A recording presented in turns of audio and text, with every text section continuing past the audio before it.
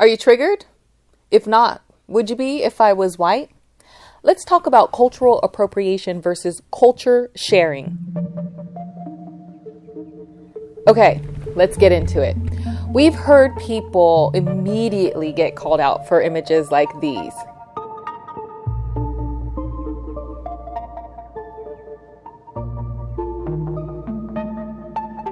That's cultural appropriation, and it is indeed. There are lots of great explainers out there that break down what cultural appropriation is, so if you'd like to take a deep dive into this topic, I recommend further research. But for our purposes here, I just want to lay a foundation, and I want to cover what it is versus what you can experience while traveling in the form of what I call culture sharing for all of you, my dear travelers. So this is a simple explanation. Cultural appropriation is taking elements of one culture by another culture, like cornrows or indigenous hairdress, war paint, feathers, the list goes on. It's bad because it's done from members of a dominant culture, i.e. white people. We know that, right? And they appropriate from disadvantaged minority cultures. And one reason it's really frustrating for people of color is oftentimes the culture that is taken and used by the white person is now considered very cool, very chic. And of course, what is very triggering is calling it new, when in a very similar circumstance, it can be the same exact thing that is ridiculed for the person of color, i.e., for the longest time, cornrows in the workplace. Another thing that happens is erasure, like calling cornrows boxer braids.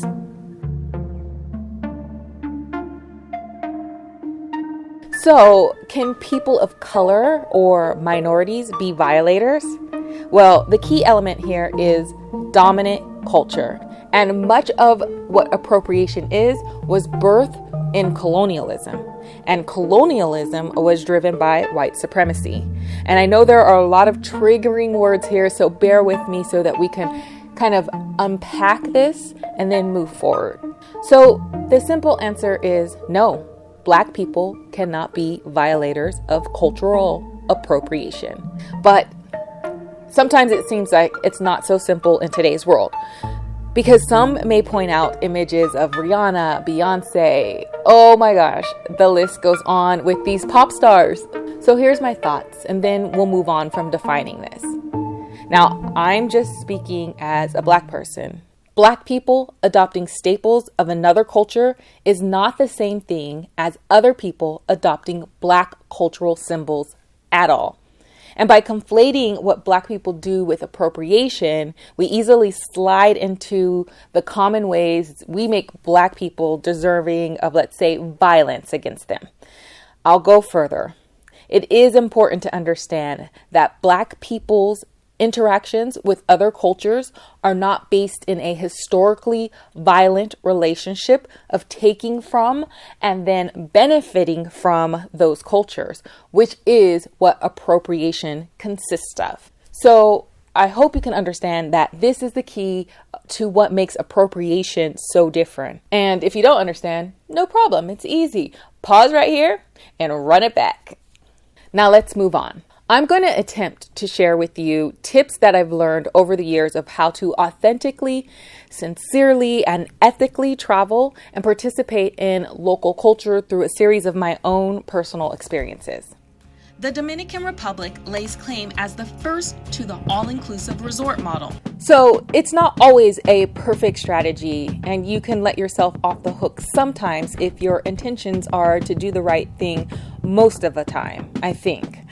For example, here I'm in the Samana Peninsula in the Dominican Republic. The Dominican Republic for Americans is often an easy and super duper affordable vacation destination that you can pop in and out of in a weekend. And for that reason, you can easily fall in the disruptive tourist category. So how can you make a deeper connection in this circumstance? My local guide is Ansemo, and my horse is Princesa, and then, of course, I'm a prince. Princess is it. Dos princesas. I booked a group tour, and on my tours, I always try to chat up the guides, learn a little about them. They see many tourists each day and have very surface conversations with them. They tell their guide jokes, and that's kind of what we all do when we're working at our main jobs, right? But I'm a curious journalist, so I'm always asking questions to new people I meet. And for my guide, I noticed immediately that he danced with everyone, everywhere. So in the DR, I danced. I've had no problem this entire trip dancing my way through Samana. And it's true. Sometimes you go to a destination just for the party. It's not that deep. And no, I'm not saying every trip has to be deep. Oh, the glorious costumes, the floats, the kids, and all of the island queens. Caribbean carnivals are exactly that, and I've been to my share. I'm Black, I get invited, I dress up in all the feathers, all the jewelry, and I'm ready for all the debauchery. And quite frankly, I've never received backlash about participating in Carnival. But remember August of 2020 when Adele did this? Ooh, it's the Bantu knots for me.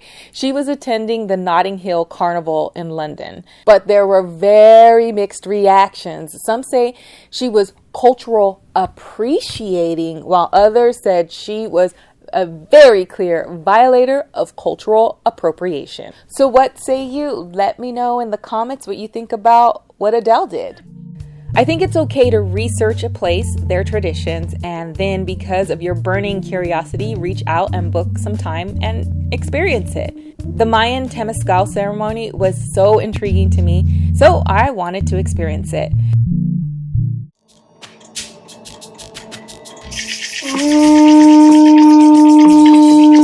One of the legacies left is the Temescal and Cacao ceremony. Basically, it's a sweat lodge, and at some all-inclusive resorts in the Yucatan, you can book an experience like you book a spa appointment. Get cleansed in and out like a sauna. But here, I was able to research a shaman who was able to take us on a journey and tell us stories about the ancient practice, and then got to try out the practice. I think we spent about 5 hours with her, and she said the ceremony really can last days. So what I got to experience was something very spiritual and special. And while the heat draws out your toxins, the spirit gets renewed through the ritual. It's recommended to do temescals if you need help, healing, a problem solved, but also to connect with Earth. You go deep too, thinking about your parents, your loves, your ancestors. I took the opportunity to center myself, to really hone in on my dreams. You're in the dark. The temperatures rise. The shamans sing. Focus and then release. And when it's done, you come out feeling renewed, inspired, and connected. One of my favorite strategies is just sitting and people watching. Get a lay of the land and then be friendly. In Puerto Rico, I was sitting on the beach watching these people have the best time. They were having the best day. Then I made my way to the water and then I smiled at them. They invited me for a beer. I don't drink, but I followed up with, "Are you all related? You look like you're having a great time." Turns out these were coworkers who gathered once a month to clean the beach and then hang out. That was so cool. And from there, we chatted it up. Next thing you know, their entire group was engaging with me. It's easy to culture share if you are friendly. So I booked a guide who took me on a bike tour. I'm Tom, and I'm going to July today. In Vietnam, I was by myself, and instead of booking a group tour, I booked a guide who took me on a private street bike tour around Hanoi. It was a great adventure, but I can totally understand this can be intimidating, especially for introverts. Almost like a blind date, but believe me, it's totally worth it. Once the tour started, all the sights and the scenes around took over. We went to temples, saw murals, and ate street food. I could see the joy he had in sharing his culture, and I was just eating it all up, literally. We had the best time. the 4-hour tour turned into 6 hours. And we were both okay with that, especially for him, I think, because I left him a tip about the same amount as the cost of the entire tour. We mixed English with African words. By the way, I know that I'm showing the most exotic international trips, but this can very much be done here in the US. Our country is so vast, there's culture in every region that's ripe for embracing. We glad for see una. We glad for see una. Yeah. I'm glad to see you. We glad on a come for see we. We glad on come for see we. So it's basically English. Yes. With a thick accent. I should also tell you right now that I'm not perfect and I'm not preaching either. I found myself in these situations where I'm still unsure if this is ethical or not. I know the hardliners will say, of course not. But on the ground, when I asked my guide, they told me about their treatment to these animals and assured me of their practices. Again, for me, I'm still not sure about this. I will say for the most part, I do not ride animals other than horses. And when I was in these deserts, they told me that these camels are their horses. So you can actually let me know what you think in the comments. Be respectful and nice, please. It is indeed harder to culture share on fast-paced trips. It's easier when you can slow down.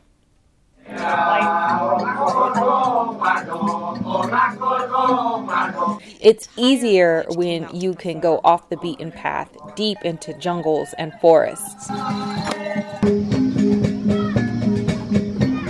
And finally, we were invited to play their games.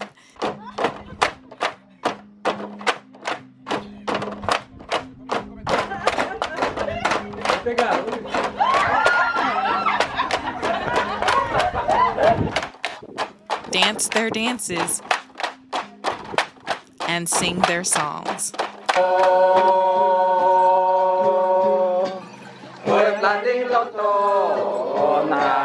By the way, I keep a Kodak Polaroid camera on me for exactly these situations. Oftentimes, I'll go into these remote places and share such special moments with people I would have never imagined to meet. People I could have never imagined encountering if not for this job. They share so much of their life and stories with me. I take videos and photos of them, and then I leave. But the truth is, they also shared moments with this 6-foot black stranger lady from somewhere they never heard of. So it leaves an impact on them too. They may want a photo like this to keep with them, like I'd like this photo to keep with me. So with my Kodak, I can instantly give them that, a little gift, if you will. By the way, photos like these I think are okay after you made connections, after you shared cultures. It's easier to culture share if you make a friend who takes you to their home.